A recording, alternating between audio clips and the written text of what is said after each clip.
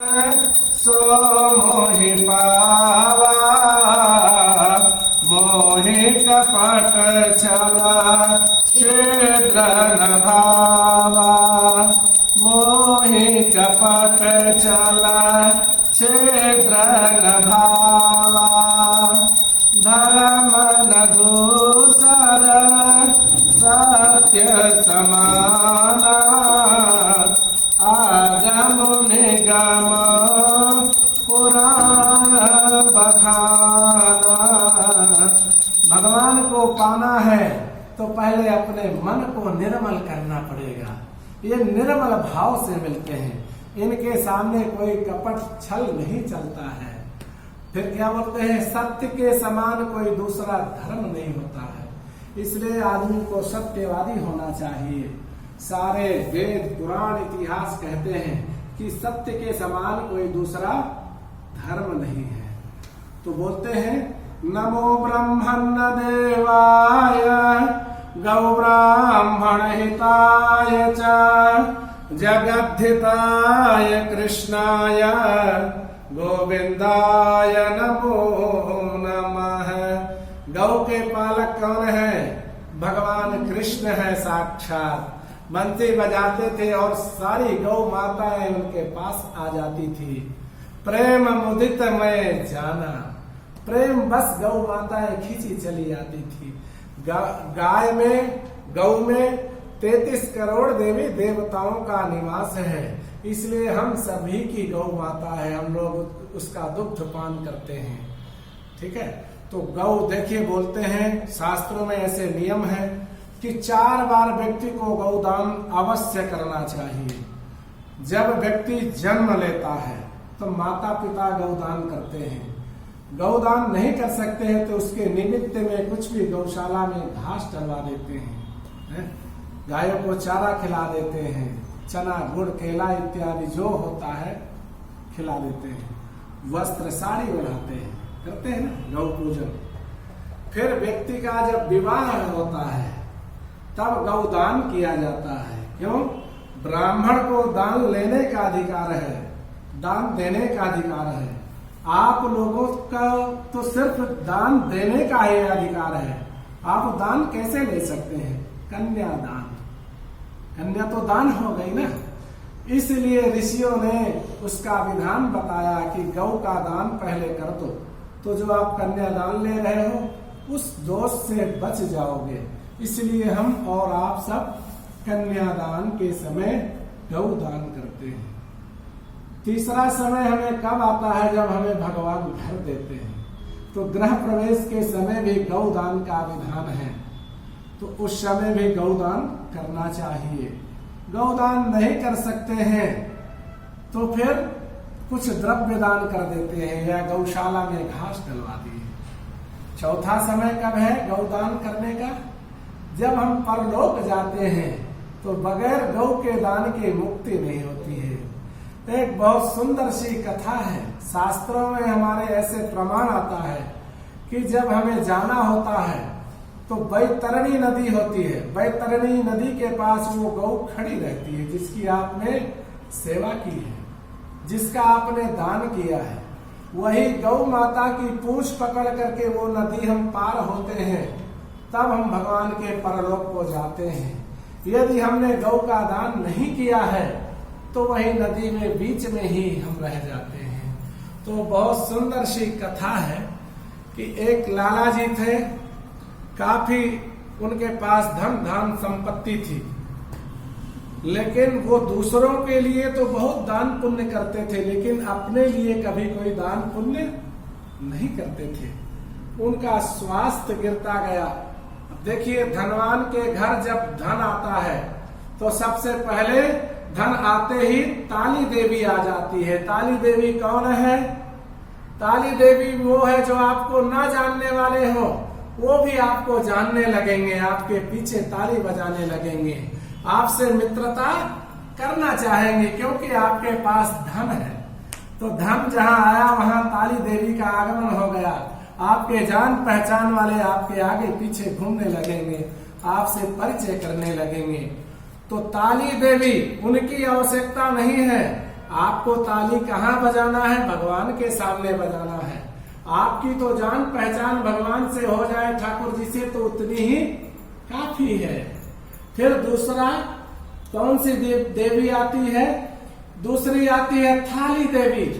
हमारे पीछे, धनवान व्यक्ति के पीछे खाने पीने वाले लग जाते हैं। होटलों में हम लोग फंक्शन उत्सव करते हैं, अनाप शनाप धन बर्बाद करते हैं, तो अन्न का अपमान होता है? थाली देवी को नहीं बुलाना चाहिए। आप अपने घर में फंक्शन उत्सव करिए, अन्न को कभी बर्बाद नहीं करना चाहिए, नहीं तो फिर उस धन की गति जल्दी जाने लगती है और फिर हम यथावत आ जाते हैं। इसलिए अपने समय को याद रखना चाहिए। तीसरी देवी का प्रागट्य कौन सा होता है? वो है प्याली देवी, यानी अनाप शनाप लोग पीने के अधिकारी हो जाते हैं अपने अपने समाज में। मैं तो सुना हूं कि जो लोग नहीं पीते कहते हैं तो छोटा समाज का व्यक्ति है, तो उसको अपने समाज में लाने के लिए प्याली देवी का जन्म होता है और लोग पीने लग जाते हैं अनाप शनाप। गीता क्या बोलती है? अधर्मा विभवत कृष्ण प्रदुष्यन्ते कुलस्त्रियः। जब आपका ये घर मंदिर है और यहाँ हम खाने पीने लग जाएंगे तो उसको एक बोलते हैं मदहोश हो जाना, यानी पी करके हम बेसुध हो गए, हमारे विचार गलत हो जाएंगे। जब आपके मंदिर में, आपके घर में कोई आपके साथ बैठ करके पिएंगे तो वो आपके ही घर में बुरी दृष्टि डालेंगे। बुरी दृष्टि डाले तो आपकी घर की स्त्रियां, बहन, बेटियां, हम सबकी वो क्या होती है? दूषित हो गई। तो जहाँ दूषित हो गई वहीं हमारा कुल नष्ट होना शुरू हो जाता है। इसलिए ये प्याली देवी को घर में आगमन नहीं कराना चाहिए। जब हम घर में अपने आगमन करा देंगे तो इस तरह की चीजें आना शुरू हो जाएंगी। तो धर्मात्मा लाला जी बीमार पड़े, बहुत ज्यादा बीमार थे, तो डॉक्टर को लोग, उनके बेटे लोग दिखाते और कोई फायदा नहीं हो रहा था। तो कुछ लोगों ने कहा कि यार पंडित जी के पास चले जाओ, थोड़ा जलपत्री दिखा दो, क्या मालूम ग्रह दोष हो, हॉस्पिटल तो लाखों रुपया ले रहा है, ब्राह्मण को ही थोड़ा दान पुण्य कर दो, जाप ताप करवा दो। लेकिन बेटे इतने आज्ञाकारी थे कि अपने पिताजी के बगैर पूछे कोई काम नहीं करते थे। इसलिए वो जब पंडित जी के पास भी गए तो बोले, पंडित जी क्या बोले? पंडित जी बोले ऐसा करो, महामृत्युंजय जाप करवा दो थोड़ा से, तो स्वास्थ्य अच्छा हो जाएगा। धर्मात्मा लाला जी बोले, पंडित जी का माथो भारी है, दिमाग खराब है, इसमें धन खर्चा करने की क्या आवश्यकता है, मैं तो इतने धर्म कर्म किया हूँ। फिर थोड़े दिन बाद फिर बीमार हुए, फिर हॉस्पिटल में बिल भर रहे, टैक्स भर रहे हैं। फिर जो है पंडित जी के पास गए, पंडित जी बोले ऐसा करो, इनको जो है अपने बहन बेटियों के निमित्त में गौ का दान करवा दो। गौ सोने की हो, उस जमाने में भाई सोना बहुत सस्ता था, सोने की होनी चाहिए। फिर बेटे लोग बोले पंडित जी का माथो भारी है, खराब है, ऐसा करो सोने की गाय देने की क्या आवश्यकता, मैं तो पहले बहुत सोना दे दिया हूँ बहन बेटियों को। फिर थोड़े दिन बाद बीमार पड़े तो हॉस्पिटल बिल भरे, उसके बाद फिर पंडित जी के पास बेटे लोग गए कि भाई अब तो जो है बहुत ज्यादा स्वास्थ्य खराब हो रहा पिताजी का। पंडित जी बोले कि मैं महामृत्युंजय जप के लिए बोला, वो भी आपने नहीं करवाया। बहन बेटियों को गौदान करने के लिए कहा, वो भी आपने नहीं करवाया। बोले पिताजी करने नहीं देते हैं। बोले एक काम करो, सोने की गाय ही लीजिए, पिताजी को क्यों बताते हो, इतना धन है आपके पास, उसके ऊपर से गोबर का लेप लगा दीजिए। पिताजी को बोलना कि जो है गौ दान के लिए इस बार पंडित जी गोबर की गौ का दान करने के लिए कहे हैं। तो पिताजी को आके बच्चे लोग बताए, बोले इस बार पंडित जी तो गोबर की गाय दान करने के लिए बोले। बोले हाँ, पंडित जी का माथा ठीक है, अब भारी नहीं है, बेटा गोबर की गौदान कर दो। अब बहन बेटियों को गोबर की गौदान कर दिए। अब गौदान करते ही जय श्रीमन नारायण हो गया, मोक्ष मिल गया। तो बैतरणी नदी के पास जब गए तो वही गोबर की गौ माता खड़ी मिली। अब उसकी पूंछ पकड़े, जैसे ही जल में वो गोबर की गौ माता गई तो गोबर धुलने लगा, स्वर्ण चमकने लगा। अरे बोले इस समय भी मेरे जो है बेटों को पंडित जी ने बहन बेटियों ने ठग लिया, तो वो बैतरणी वहां भी पार नहीं हो पाए। यानी भाव से दान करना चाहिए, वस्तु पे ध्यान नहीं देना चाहिए। जो वस्तु है वो तो करना ही पड़ता है देश काल परिस्थिति के अनुसार। और हमारे शास्त्रों में क्या बोलते हैं, गौ को पहली रोटी गाय की।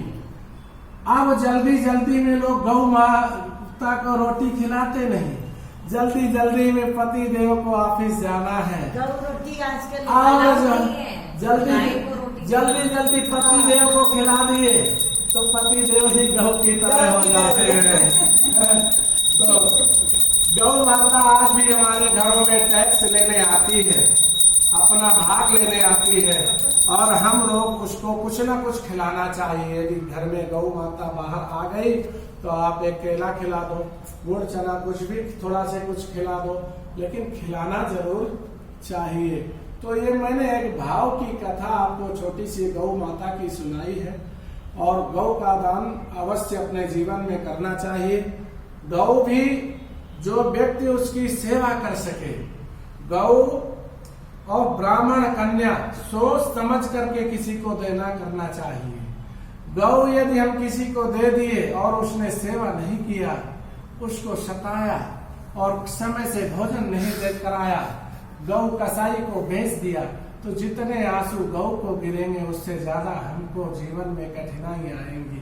इसलिए गौ भी किसी को सोच समझ करके ही दान करना चाहिए, उसकी सेवा जो कर सके।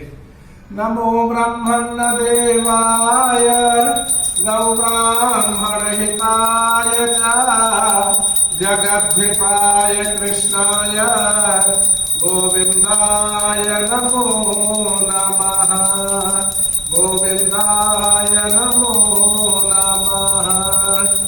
धर्म दूषर सत्य समाना आगम निगम पुराण बखाना।